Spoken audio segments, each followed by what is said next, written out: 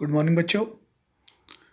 This is Yogesh Kumar from Kendriya Vidyalaya number 3 Agra cantt and I welcome you all in this third video of chapter number 2 of book 3 of your accountancy syllabus. Analysis of financial statements we are discussing. And dear student, this is my third video in the sequence, and in this video we are going to move further. और बच्चों, इस chapter में हम अब तक कई सारे topics पढ़ चुके हैं, तो चलिए अभी हम उससे आगे पढ़ते हैं. लास्ट वीडियो में मैंने uses of financial statement analysis आपको बच्चों पढ़ा दिया था. तो चलिए अब हम इसके आगे चलते हैं और आगे पढ़ने की कोशिश करते हैं. तो बच्चों, जो हमारा आज का टॉपिक है वो है parties interested in financial statement analysis. ऐसी कौन कौन सी पार्टीज़ होती हैं जो फाइनेंशियल स्टेटमेंट में ज़रूरत है, जिनकी फाइनेंशियल स्टेटमेंट का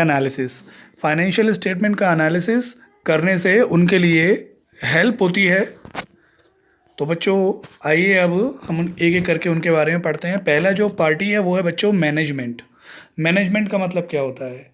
मैनेजमेंट एक ऐसा इंटेंजिबल फोर्स है जो पूरे बिजनेस को चलाता है, और मैनेजमेंट को ज़रूरत होती है फाइनेंशियल स्टेटमेंट के एनालिसिस की. क्यों ज़रूरत होती है? इसलिए ज़रूरत होती है बच्चों क्योंकि मैनेजमेंट को बहुत सारी डिसीजन मेकिंग करनी पड़ती है जो बिज़नेस के इंटरेस्ट में होती है.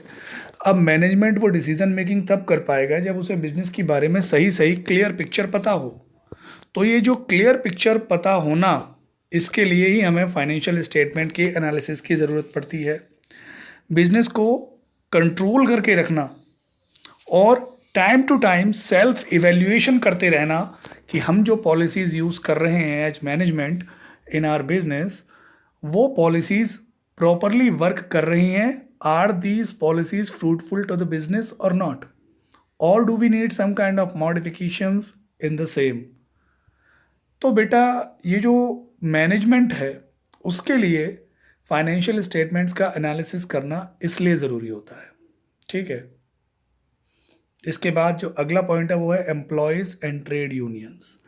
एम्प्लॉयज़ और ट्रेड यूनियंस के लिए भी फाइनेंशियल स्टेटमेंट को एनालाइज करना बहुत ज़रूरी है. उन्हें बड़ा इंटरेस्ट होता है इस चीज़ में. ऐसा क्यों? क्योंकि भाई देखिए, आप जानते हैं कि जो लेबर यूनियंस हैं या जो ट्रेड यूनियंस हैं, एम्प्लॉयज़ की यूनियंस हैं, वो एम्प्लॉयज़ के हित में, एम्प्लॉयज़ के इंटरेस्ट में काम करते हैं. वो ये देखते हैं कि अगर कोई संस्था लगातार अच्छा परफॉर्म कर रही है, कोई ऑर्गेनाइजेशन लगातार प्रॉफिट कमा रहा है और हर बार प्रॉफिट कमा रहा है, तो उसी हिसाब से वो निगोशिएशंस करते हैं, बातचीत करते हैं उस ऑर्गेनाइजेशन के मैनेजमेंट से, मालिकों से, कि हमारी वेज जो उनका मजदूरी है उसे बढ़ा दिया जाना चाहिए. तो ट्रेड यूनियंस इस चीज़ के लिए इंटरेस्टेड रहता है फाइनेंशियल स्टेटमेंट एनालिसिस में कि अगर लगातार फर्म अच्छा कर रही है तो उनकी वेजेस भी टाइमली इंक्रीजमेंट होना चाहिए, उनकी वेजेस में भी. ठीक है बच्चों. तो इसलिए एम्प्लॉयज़ और ट्रेड यूनियंस के लिए भी ये बड़ा इम्पॉर्टेंट होता है. अगला है शेयर होल्डर्स और ओनर्स और इन्वेस्टर्स. हम जानते हैं शेयर होल्डर्स या जो इन्वेस्टर्स हैं वो अपना मनी इन्वेस्ट करते हैं, बिजनेस के मालिक होते हैं, और उनको भी ये जानना बहुत ज़रूरी होता है कि जो पैसे उन्होंने इन्वेस्ट किए, वो पैसे या उनका इन्वेस्टमेंट जो है वो उनके लिए कितना फ्रूटफुल है. भाई जब भी कोई व्यक्ति कहीं पर कैपिटल इन्वेस्ट करता है, पैसे लगाता है बिजनेस में किसी में भी, या इन्वेस्टमेंट करता है, तो एक रिटर्न की उम्मीद के साथ करता है. उसे ये उम्मीद होती है कि उसे उस किए गए इन्वेस्टमेंट पर एक अच्छा रिटर्न हासिल होगा. अब बेटा अगर ये रिटर्न ही उसको ना मिले या कंपनी उसे रिटर्न दे लेकिन कम दे, तो उसका ये जानना जायज़ है, बिल्कुल जायज़ है कि मतलब ये फाइनेंशियल स्टेटमेंट्स आखिर क्या बता रहे हैं, कंपनी की फाइनेंशियल पोजीशन आखिर क्या है, कंपनी कितना प्रॉफिट कमा रही है, वगैरह वगैरह. बहुत सारी चीज़ें ऐसी हैं जो फाइनेंशियल स्टेटमेंट को एनालाइज करने के बाद में ही पता चलती हैं उनको.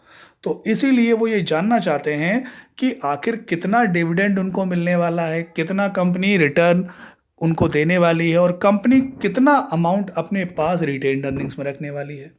ठीक है बच्चों, तो इसीलिए शेयर होल्डर्स को हमेशा इंटरेस्ट होता है और इसीलिए फाइनेंशियल स्टेटमेंट के एनालिसिस वो करवाते हैं। Next is potential investors. देखिए, पोटेंशियल इन्वेस्टर्स वो इन्वेस्टर्स होते हैं जिन्होंने अभी हमारी कंपनी में या जिन्होंने अभी ऑर्गेनाइजेशन में इन्वेस्ट नहीं किया है, but they are capable of making some kind of investment and they are actually searching out the best alternatives for them. तो उनके लिए सबसे अच्छा ऑल्टरनेटिव हम हैं एज एन ऑर्गेनाइजेशन। हमको ये उनको कन्विंस करना होता है। अब ये कन्विंस आप कैसे करेंगे? इसके लिए ज़रूरी है कि हम अपने बारे में जो जो अच्छी चीज़ें हैं हम उन्हें अच्छे ढंग से हाईलाइट करें। हम उनको बताएं कि हमारा फाइनेंशियल स्टेटमेंट ये बता रहा है, देख लीजिए। तो ये सारी चीज़ें संभव हो पाती हैं जब फाइनेंशियल स्टेटमेंट का एनालिसिस किया जाता है, जब हम उन्हें ये बताते हैं कि आप एक इन्वेस्टर बनकर हमारे यहाँ पर बहुत फ़ायदे में रहेंगे, और अगर आपने हमारी कंपनी में इन्वेस्ट किया या अगर आपने हमारी कंपनी के शेयर होल्डर बनना स्वीकार किया, तो आपका जो शेयर है, आप जो हिस्सा है आपका, ना सिर्फ उसमें बढ़ोतरी होगी, जो मैक्सिमाइजेशन ऑफ प्रॉफिट है आपके लिए वो भी होगा, और प्लस आप डिविडेंड के रूप में भी एक्स्ट्रा अर्निंग्स कमाओगे। तो पोटेंशियल इन्वेस्टर्स भी हमेशा जो अच्छे प्रपोजल्स हैं उनकी तलाश में रहते हैं। जब उन्हें कोई अच्छा दिखता है कि हाँ भाई ये फंड अच्छा है या ये चीज़ इस कंपनी के लिए मेरे लिए पैसे लगाना सही रहेगा, तो वो तब जा कर के अपना इन्वेस्टमेंट करते हैं। पोटेंशियल इन्वेस्टर्स के लिए भी ये जानना ज़रूरी है, आखिर उनका भी हार्ड अर्न मनी होता है, तो वो ये जानना चाहते हैं, वो भी ये चाहते हैं कि उन्हें सही ऑर्गेनाइजेशन, सही कंपनी के बारे में पूरी प्रॉपर इन्फॉर्मेशन हो, जिसके बारे में श्योर होकर के वो इन्वेस्टमेंट कर पाएँ। अगला है बच्चों सप्लायर और क्रेडिटर्स। ये सप्लायर और क्रेडिटर्स क्या होते हैं बच्चों? सप्लायर और क्रेडिटर्स का मतलब वो लोग जो हमें शॉर्ट टर्म के लिए हमारी वर्किंग कैपिटल रिक्वायरमेंट को पूरा करने का काम करते हैं। जैसे हमने उनसे उधार सामान खरीद लिया, रॉ मटेरियल वगैरह परचेज कर लिया, तो भाई ये सप्लायर या क्रेडिटर्स भी फाइनेंशियल स्टेटमेंट का एनालिसिस चाहते हैं, क्योंकि वो ये जानना चाहते हैं कि आखिर आपकी सॉल्वेंसी की, शॉर्ट टर्म सॉल्वेंसी की पोजीशन क्या है और आप किस तरीके से उनका पैसा लौटाने वाले हो। अगर आप पैसे लौटाने में देर करते हो तो भी उनका चेक करना बनता है कि भाई जब कंपनी लगातार प्रॉफिट कमा रही है तो आप हमारे पैसे टाइम पे क्यों नहीं रीपे कर रहे हो। या अगर आप जाइए किसी से, मान लीजिए आप पहली बार किसी से ख़रीदने के लिए कोई रॉ मटेरियल गए, जिस सप्लायर को आप जानते नहीं हैं और जो सप्लायर भी आपको नहीं जानता है, तो फिर वहाँ पर ट्रस्ट के लिए ज़रूरी होता है कि वो आपके फाइनेंशियल स्टेटमेंट का एनालिसिस करें और वो देखें कि क्या आप सच में एक क्रेडिबल ऑर्गेनाइजेशन हो जिस पर विश्वास किया जा सके, जो ट्रस्ट वर्दी ऑर्गेनाइजेशन होती है, या जो मतलब फाइनेंशियल स्टेटमेंट्स जिनके ये बताते हैं कि कंपनी अच्छी मजबूत स्थिति में है। और तब क्रेडिटर्स या सप्लायर्स जो होते हैं वो विश्वास करते हैं और तब जा कर के वो आपको रॉ मटेरियल प्रोवाइड करते हैं क्रेडिट पर। Next is bankers and landers. देखिए बच्चों, बैंकर्स और लैंडर्स वो होते हैं जो हमें मीडियम टू लॉन्ग टर्म के लिए, इवन शॉर्ट टर्म के लिए भी हमको लोन प्रोवाइड्स करते हैं, लोन प्रोवाइड करते हैं। इसके अलावा बच्चों ये और भी बहुत इंपॉर्टेंट काम करता है बैंक, तो आप जानते हैं बैंक के फंक्शंस, तो ये भी हमेशा इंटरेस्टेड रहते हैं जानने के लिए कि उनका जो क्लाइंट है उसकी फाइनेंशियल स्टेटमेंट्स का एनालिसिस करके क्या स्थिति सामने आती है। कई बार आप बैंक से लोन मांगने जाते हो तो बैंक भी आपकी क्रेडिबिलिटी, आपकी ट्रस्टवर्दीनेस को चेक करना चाहेगा कि आप किस हिसाब से उसका पैसा लौटाने की स्थिति में होगे या नहीं होगे, या आप सिर्फ उनसे लोन मांगने आ गए हो, आप इस स्थिति में नहीं हो। या आप जब किसी फाइनेंशियल इंस्टीट्यूट के पास जाते हो तो फाइनेंशियल इंस्टीट्यूट भी सेम चीज़ चेक करवाता है कि क्या आप उस स्थिति में हो कि उसका पैसा वापस कर पाओ टाइमली और प्रॉपरली। तो इसलिए बच्चों इन लोगों के लिए भी बड़ा इम्पॉर्टेंट हो जाता है कि ये आपके बारे में सारी की सारी इन्फॉर्मेशन पता करें। जो अगला पॉइंट है बच्चों हमारा, वो है रिसर्चर्स। रिसर्चर्स भी इंटरेस्टेड रहते हैं ये जानने के लिए कि किसी कंपनी के फाइनेंशियल स्टेटमेंट्स का एनालिसिस करके क्या चीज़ सामने आती है। ऐसा इसलिए क्योंकि वो कई सारी चीज़ों में इंटरेस्टेड रहते हैं। वो कंपनी की प्रॉफिटेबिलिटी, ग्रोथ, फाइनेंशियल पोजीशन और फ्यूचर प्रॉस्पेक्ट्स क्या हैं कंपनी के, बिजनेस के, वो इन सब चीज़ों को जानने में हमेशा इंटरेस्टेड रहते हैं। इसके लिए वो बहुत सारी चीज़ें एनालाइज करते हैं, कई सारा डाटा उनको चाहिए होता है, और तब वो जा कर के बहुत सारा उसके बारे में एनालिसिस करके कई सारे कंक्लूजन पर पहुंचते हैं। अब वो परचेज, सेल्स, ऑपरेटिंग कॉस्ट और अलग अलग तरह के एक्सपेंडिचर्स, इन सब चीज़ों को वो एनालाइज करते हैं और उसके बाद में वो कुछ अपने मीनिंगफुल कंक्लूजन्स ड्रॉ आउट करके सामने रखते हैं। अगला है बच्चों टैक्स अथॉरिटीज़। टैक्स अथॉरिटीज़ कौन सी होती है? मोस्टली गवर्नमेंट ही टैक्स चार्ज करती है। तो टैक्स अथॉरिटीज़ के द्वारा ये देखा जाता है कि आप जिस तरह से जितना अमाउंट प्रॉफिट का आप कमा रहे हो, क्या उस पर आप अपनी टैक्स लायबिलिटी को प्रॉपरली डिस्चार्ज कर रहे हो। If you are doing so then you will be considered as a very good company. आपको तभी एक अच्छी कंपनी, एक अच्छा ऑर्गेनाइजेशन माना जाएगा जब आपकी सारी टैक्स लायबिलिटी टाइमली आप डिस्चार्ज कर देते हो। Next is customers. कस्टमर्स भी ये जानने के लिए इच्छुक रहते हैं, वो ये जानना चाहते हैं कि कंपनी के फाइनेंशियल स्टेटमेंट एनालिसिस क्या बताते हैं। ओके बच्चों, तो हम मूव करते हैं अपने अगले टॉपिक की तरफ, जो है limitations of financial statement analysis.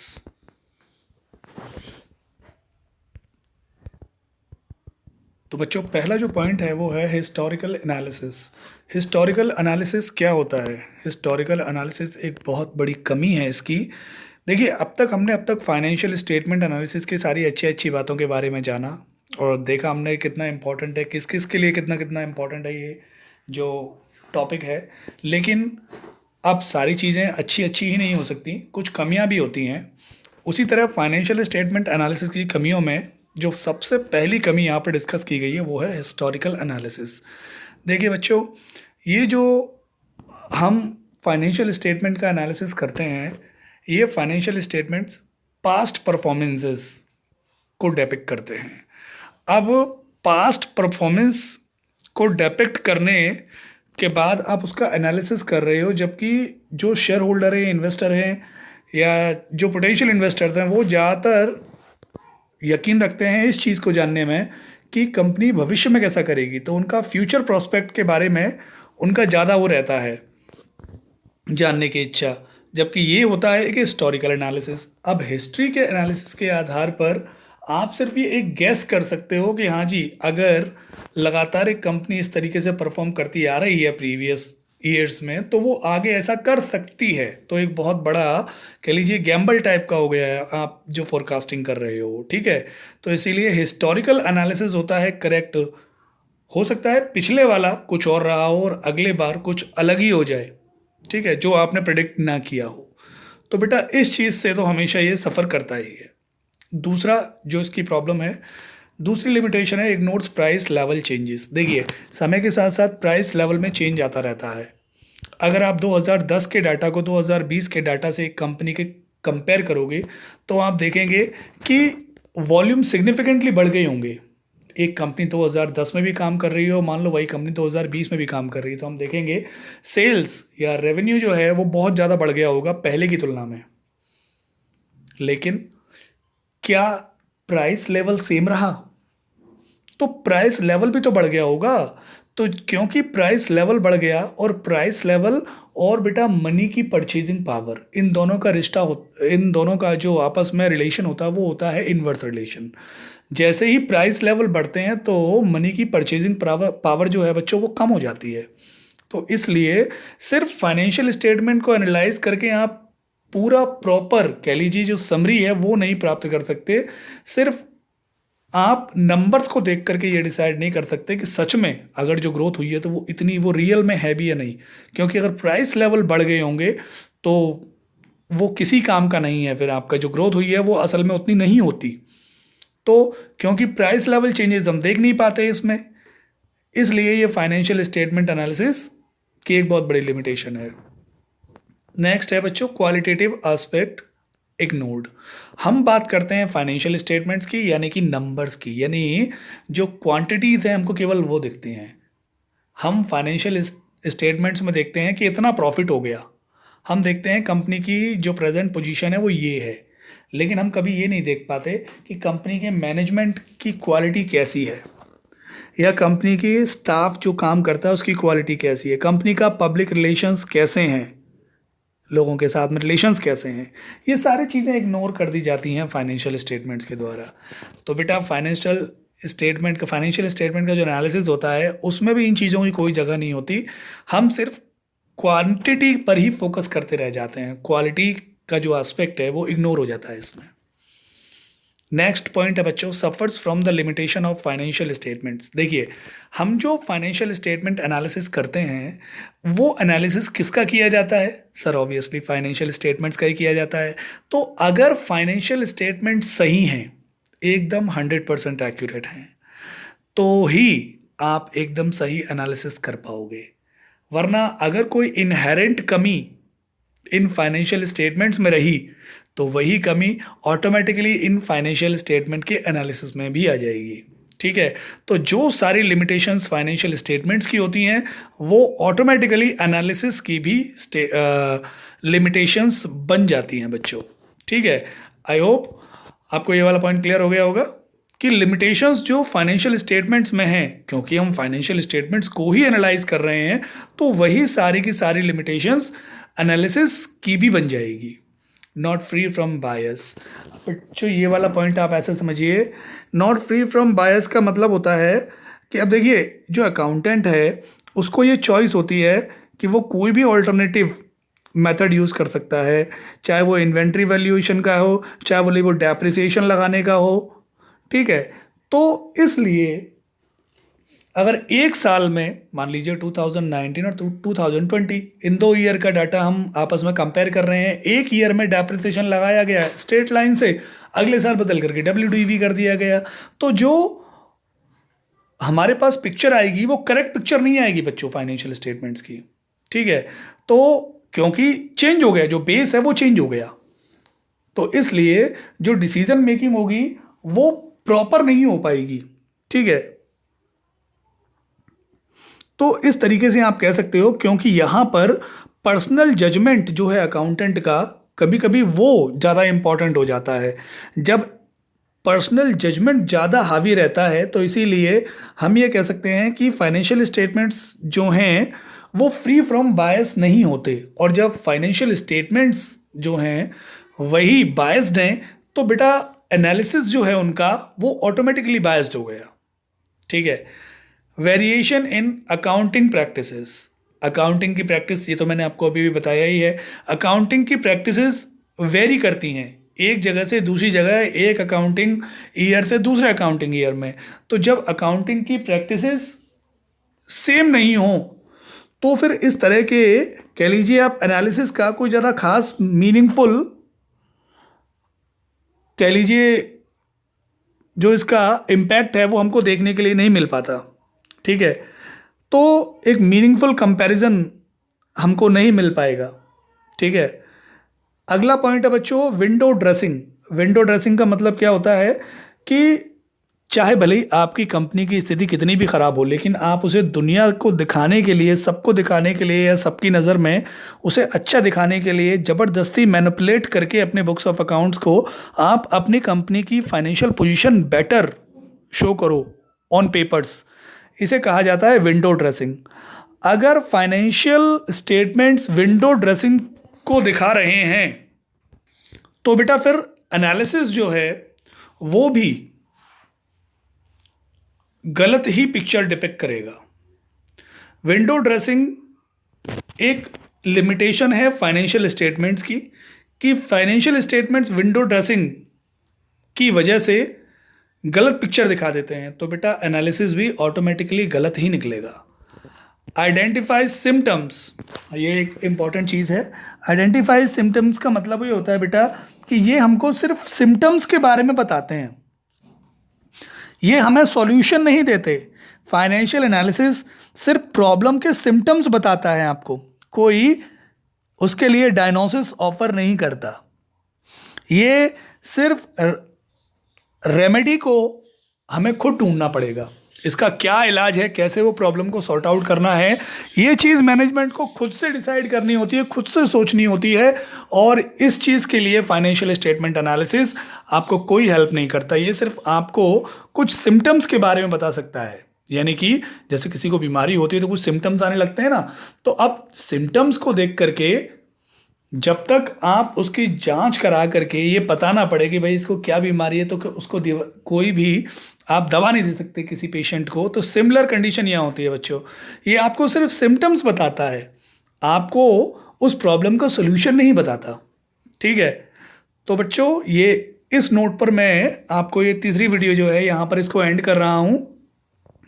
और बच्चों ये सारा थ्योरेटिकल पार्ट जो है, इस वीडियो के साथ में सारा थ्योरेटिकल पार्ट खत्म हो चुका है। अभी हम लोग इसके बाद जो इसका न्यूमेरिकल पोर्शन है फाइनेंशियल स्टेटमेंट एनालिसिस का, कंपैरेटिव और कॉमन साइज वाला पोर्शन, वो अगली वीडियो से स्टार्ट करेंगे। ओके बच्चों, थैंक यू।